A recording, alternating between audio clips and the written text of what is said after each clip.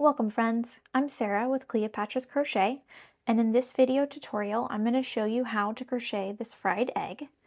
If you prefer, I have a PDF pattern available. Just check out the link for my shop page, which will be down in the description. To get started, you're going to need two different colors of yarn, a yellow and a white. I'm using just your basic acrylic yarn that's a medium weight 4. Other supplies that you're going to need for this project are a 4.5mm crochet hook, a tapestry needle, at least 2 stitch markers,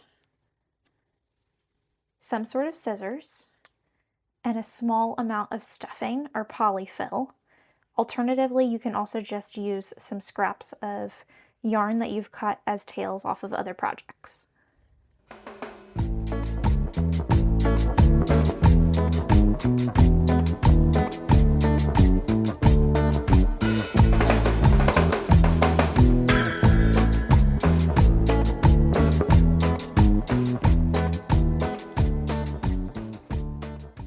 I'm going to begin with making the yoke. The first round is 6 single crochet in a magic ring. And to make this video shorter, I'll show you the pattern for each round, and then I'll make a cut to the video and meet you at the end, just so that I don't have to film every single stitch. So now that we have our 6 single crochet, this first stitch tends to get tightened down so much that I can't get my hook into it later.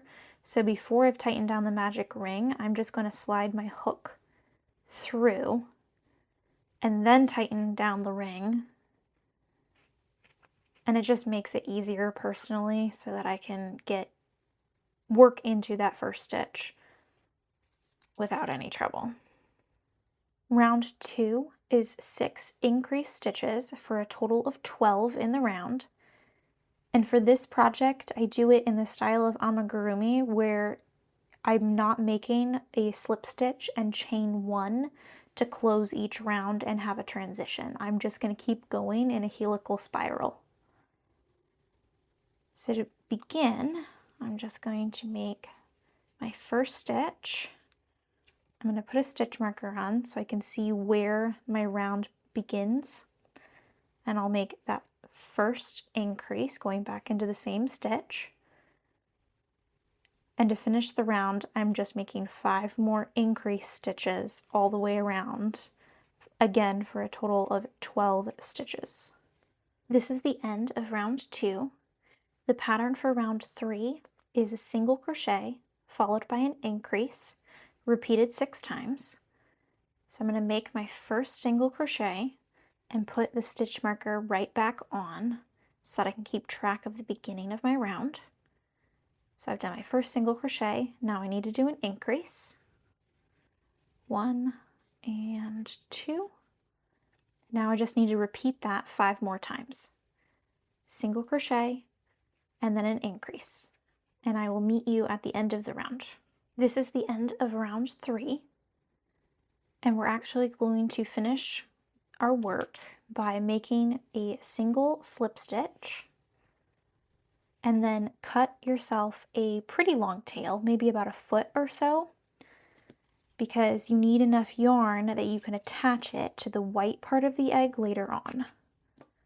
So you're going to do a little bit of sewing for this pattern just to attach the yolk to the egg white.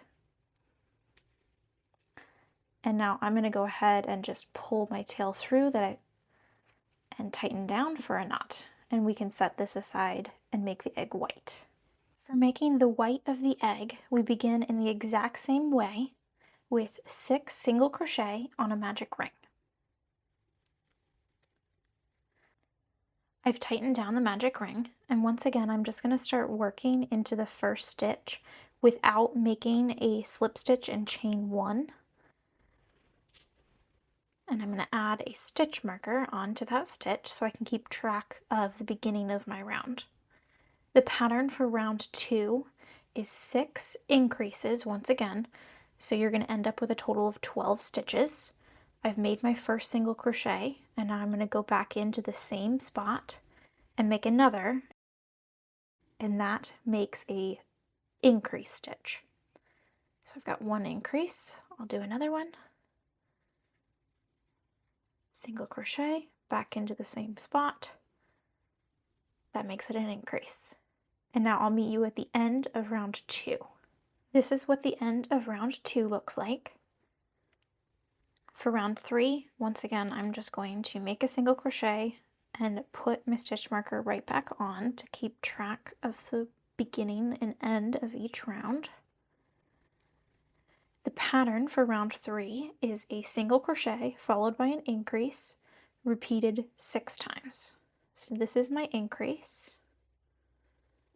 I'm going to make a single crochet and then an increase, first and second.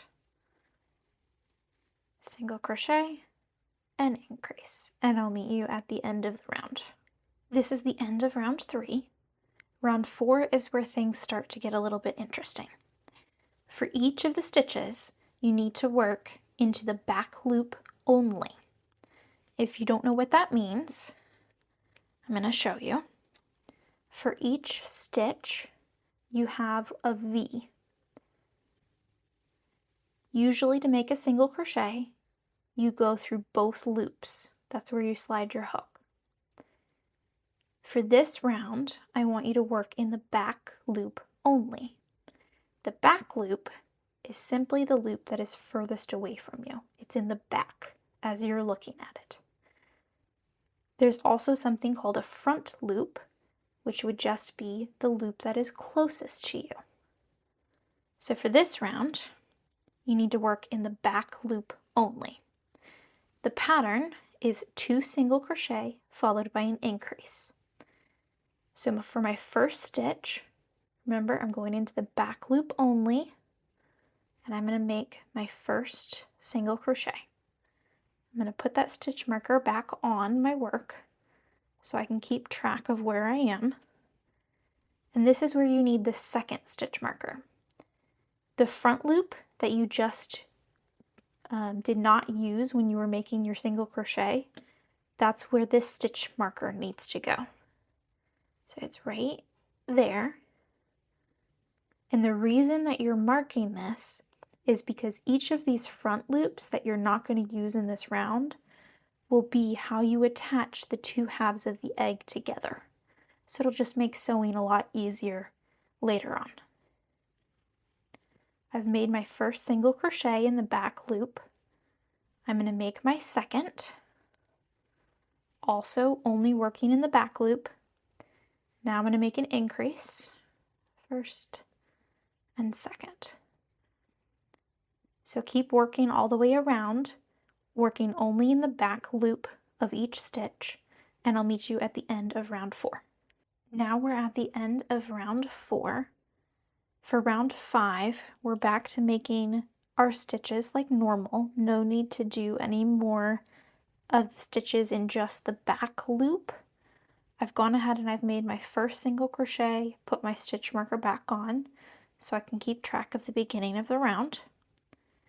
The rest of the pattern for round 5 is a little bit more involved. So we've made a single crochet. Now we're going to make an increase. So that's first and that's second. Now I want you to make 3 single crochet and then an increase repeated 5 times. So that's 1 single crochet, 2 and 3, then an increase. So do that 4 more times, and I'll meet you near the end of round 5. That's not how 5 ends. I've just completed the step of round 5 where you make the 3 single crochets and an increase, and just that part is repeated 5 times. Now I have 2 single crochet left to make, and then I will have finished round 5. So that's the first one, and that's the second one. Round 6 is also a little bit different, so I'm just going to walk you through it the whole way. And round 7 will be our last round, and once again it's a little bit different, so I'll just walk you through it. We've made, for round 6, our first single crochet. Now we need to make 2 increases, first and second. Now we need to make another increase, first and second. Now we make 5 single crochets.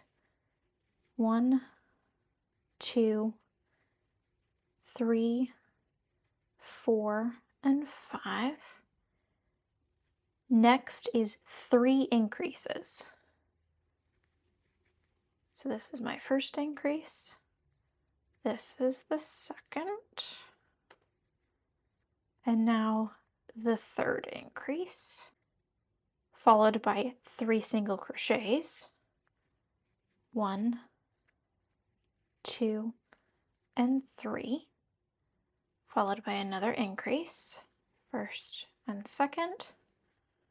Now it's 4 single crochets and an increase, and just that piece of the 4 single crochets and increase is repeated 3 times.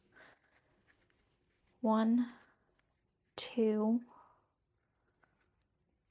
3, and 4, and then an increase. This is the second time. 1, 2, 3, 4, and now an increase.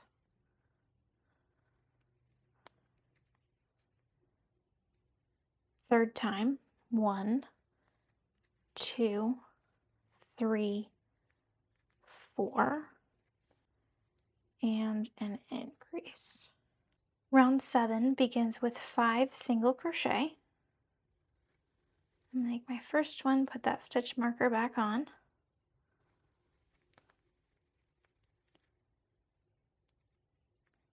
Two,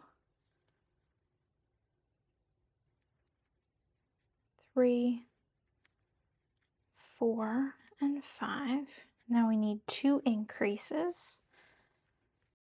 Increase, followed by 5 single crochet. 1, 2, 3, 4, and 5. Now 2 increases. That's my first increase, followed by the second increase, a single crochet, another increase.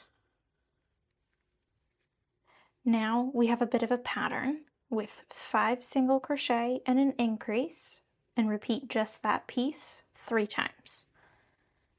1, 2, 3, 4, 5. Now an increase. Do that 2 more times, and then you'll have 6 single crochet to end the round.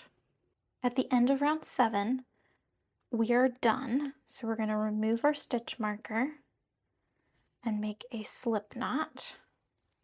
Then go ahead and cut yourself a small length of yarn. You just need enough to be able to weave the end in and pull it tight into a knot. And this is where you have a small bit of sewing to do.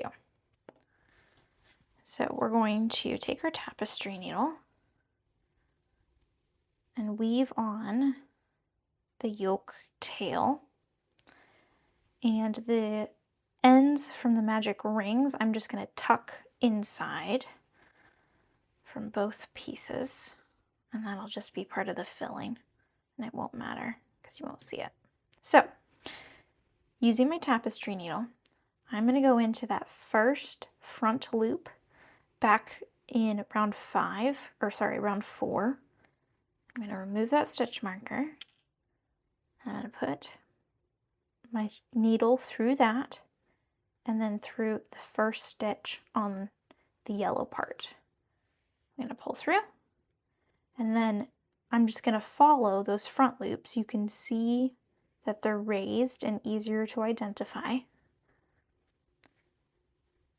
One stitch to one stitch, just sew the 2 halves together. And when you get maybe halfway around the circle, go ahead and add a little bit of that filling, or just use some scraps. It doesn't need much. And then finish sewing it together. stuffing. So I'm going to do that and I will show you the finished product. I wove in the tails from all of my ends, and this is the finished egg. If you enjoyed this tutorial, please like the video, it helps me a lot. And don't forget to subscribe so that you don't miss the next tutorial. Thanks so much!